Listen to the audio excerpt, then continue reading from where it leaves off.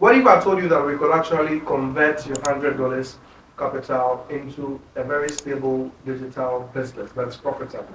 A business that can be making you at least $1,000 every single month. Trust me, lots of people are doing these things, and I want to go through a step-by-step process with you today and show you how you can actually start such a business for yourself. If you are new here, my name is Jeremy, and I do videos about how you can make money online and how you can actually put the internet to a productive use. For the context of this video, we'll be looking at three different scopes of digital businesses that you can actually get into. And these businesses that we'll be looking at are businesses that are one, low cost, so your $100 should be sufficient to fully set up these businesses. Also, the business model should be high in demand. It should be a business that people are willing to actually pay for. Now, let's look at the first business model. Business model number one has to do with digital product. I know you've heard a lot about digital product. We can see digital products as the kind of product that people are willing to pay to access over the internet. All right. We have a lot of variations when we are talking about digital product. But for the context of this video, we are going to focus on online courses. No matter the level of knowledge or education or background or experience that you have, someone somewhere is waiting to learn from you. So whatever knowledge you have, you can actually put it together into a form of a course and then sell to other people. There are people that are willing to buy courses on even how to prepare food, how to bake, how to design websites, how to design graphics, how to do basically anything. There are people over the internet who are willing to pay for these kind of courses. Now, if you have $100 budget for a digital course business, okay, that's a digital product business, what you can do is first of all invest in polishing the skill that you want to record a course on. So if I want to make a course, for example, on web design, out of my $100, I can have access to free materials on YouTube on how to polish my skill in web design. That's my option. Or I can buy a paid course either on Udemy or wherever for some $10 or $20 to polish my skill. Make sure that I have an experience on how to even make courses on the skill that I have, which could be web design. All right, if I have graphic design knowledge, even if I know how to bake, I have to be able to invest in a particular course that teaches me how to make a baking course. Now, once you're able to invest and then equip yourself with the knowledge of making a course, okay, then you can actually get into the business of starting and producing your own course. It could be a video, it could be in the form of a PDF, with screenshots or pictures to teach people how to do what you know how to do best. Now, the next stage would be to set up a mini brand. We are not going to waste that $100. We need to set up like a landing page, then social handles. All right. So we can set up either a free landing page, or we can try to get a very nice interface or a page where people can actually come there to buy the course. There are so many free platforms we can actually use for these kind of services. Something like Paystack will help you to be able to set up a page where people can buy these courses from you. They pay through Paystack and then Paystack pays into your account. You can have like Flutterwave, you can have so many of them, many platforms. I'll be listing some of them in the description of this particular video. All these platforms allows you, one popular one in Africa is seller.co. It allows you to upload that video or that PDF, price it, then people can buy from there. But this, you don't need to even have a landing page or even set up any website or something like that for it. All you need is some sort of branding. If you want to sell courses to people, it means you need to also set up socials for that course. So when you set up your social handles, you need to make sure there is consistent content going on the social handles, people to be interested in buying from you as far as your digital product or your digital course is concerned. All right. Then the final thing we are going to make use of as far as $100 budget is to invest in ad. I always recommend Facebook ads. And the reason I recommend Facebook ads is because it is very easy for you to set up. You can even set up a Facebook ad from your WhatsApp business account. All right. I have videos on this channel where I talk about how to start a Facebook ad or how to run a profitable Facebook ad. So we run an ad on Facebook to drive people to the page where our course is, and people can actually download the course and then pay us. So if you have your course ready, let's assume it's a baking course, and you're even charging 100 cents or $10, okay, for that particular course. It means in a month we are looking at about 100 people buying the course so that we achieve our $1,000 goal.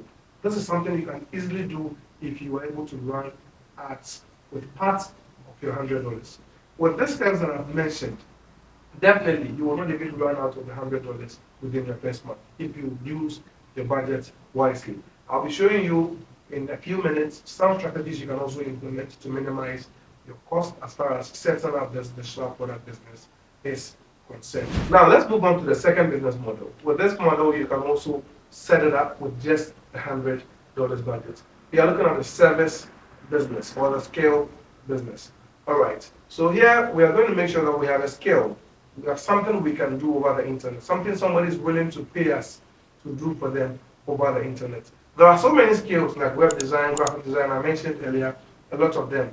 But for the context of this video, as usual, we are going to focus on social media management. Trust me, it is the easiest way to get somebody to pay you every month to work for them remotely.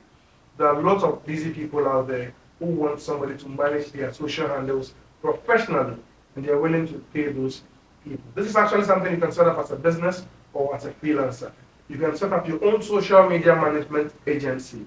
It means people can actually pay your company, your new business, to manage their socials for them. If you can scale this to become a bigger business. All right, so with your $100, what then do?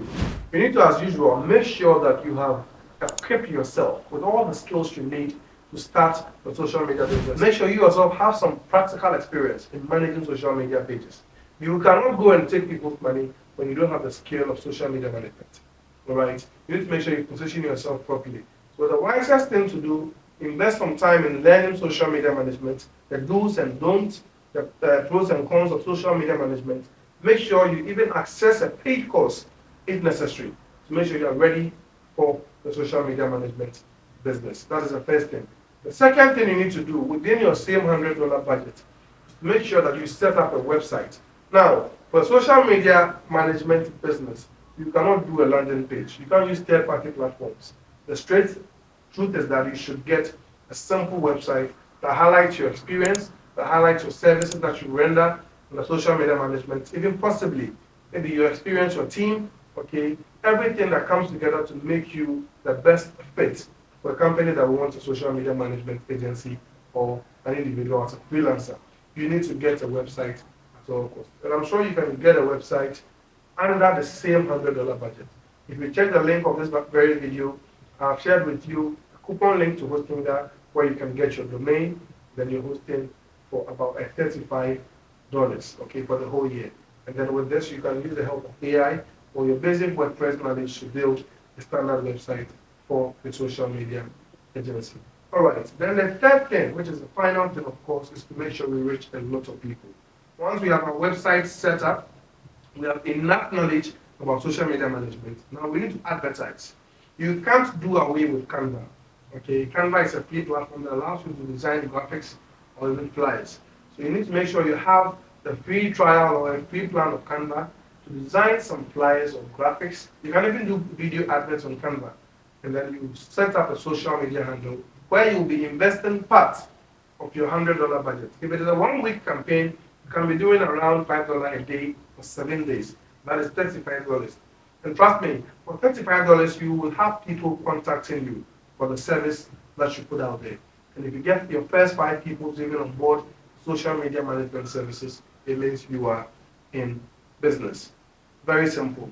All right. Make sure you are clear on the plan you are taking, whether you want to go as a freelancer or you want to start this as a social media management agency. All right. So that is the second point, the business model you can replicate with your $100. But the final business model we are looking at has to do with e-commerce. Okay, we have the mini e-commerce or dropshipping. The mini e-commerce means we are selling physical products that belongs to us. We buy to sell. And then the dropshipping means we are actually reselling the products of other people who don't own those products. You can start with dropshipping before you come to the mini e-commerce, or vice versa. If you want to go with dropshipping, it means that you need to find winning products. If you go on TikTok, you can find viral products that are already selling several thousands of dollars every month. Then you can tap into these products. Now, how do we get started with our $100 budget if we're doing dropshipping? The first thing is to set up a funnel. Okay, in this case, we're not looking at a funnel that actually converts people. We're looking at a traffic source. All right, So a traffic source like a Facebook account, a TikTok account, an Instagram account, where people would actually see you post content, okay, viral content about the product you want to sell. One of the interesting industries you can actually venture into has to do with new tech gadgets. There are pages on TikTok, you see them posting every day, new cameras, new phones, new laptops, new kind of tech gadgets that are coming in the system. Then all these pages will direct people to go and buy these items on their dropshipping platforms. You can explore ecommerce, you can explore Shopify. These are the top two platforms if you want to start dropshipping. Now, I want to encourage you to start by building your own Shopify shop because trust me, it is going to cost you every month and it is going to take a lot of your $100 budget.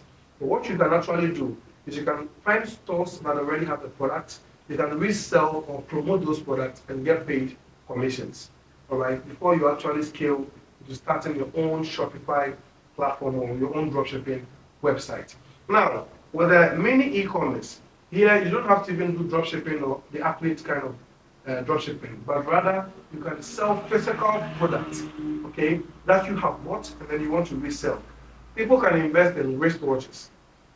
We look at this as a common business, but the truth is, if you have somebody that is supplying you even wristwatches at a wholesale price, your $100 is good enough to buy your first 10 sets of watches. If you are doing this on a lower scale, you can buy your first set of 10 watches and then start reselling these watches for profit. $100, especially if you're in Africa, is good enough to start reselling other people's products that are given to you at wholesale prices on a very marginal retail price when you sell them online. Okay, so this is the third option if you want to start. Don't look at it as a blunt kind of business, especially with mini e-commerce.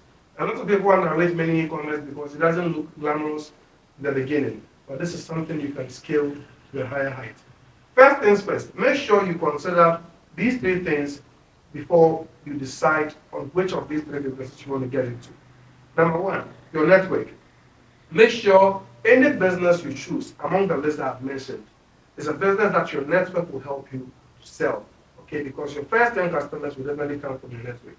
Could be your church, could be your school, could be your friends, could be anybody else. But make sure your network is a network that supports that kind of business to make it easier for you to penetrate. Also, make sure you look at the background. If you're someone that has a good background in IT, of course, you can get into the selling of laptops because you will do well. If you're someone that knows basic web design, of course, you can get into the service of web design.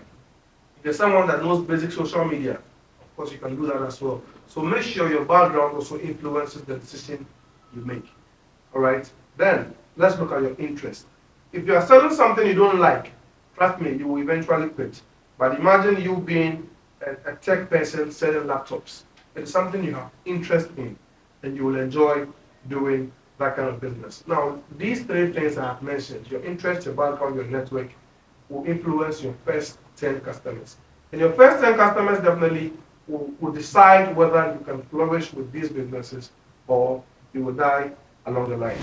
Now, here are some two top mistakes you need to avoid if you want any of these businesses you're starting to actually flourish. Number one is don't waste all of your capital on branding. You cannot compete existing business with a new business. Anything you are putting money into that is not directly bringing you sales, you don't have to spend money on. In the beginning, you don't have to focus on a beautiful logo, a beautiful flyer, a beautiful billboard, a beautiful website. Those are not necessary. What you have to put money in is something that brings the good results you are looking for, which is what? Sales. So in the beginning, don't waste your money on branding yourself because you have very little capital, that is the $100. Make sure anything you are putting a part of the $100 into something that is directly bringing us sales. We can always brand ourselves properly later. Mistake number two, don't wait for the product to be perfect. If it is a baking course you did, make sure you start promoting the course. Your students are the ones that are going to show you how to make the course better. So until you start selling, you will never know whether your product is good or not. So make sure you start selling even before you start optimizing that particular product based on customer feedbacks. If you're able to avoid these two mistakes, okay, then you focus on pushing sales. You can actually scale this business to become a full-time income. All the three businesses I've mentioned are businesses that can actually be full-time income and can even be scaled into a form of a company. Let me know in the comment section which of these businesses you would like to tap into, and I'll be more than happy to share with you resources that will empower you to take these businesses to the highest level possible. Thank you, and I'll see you in the next one.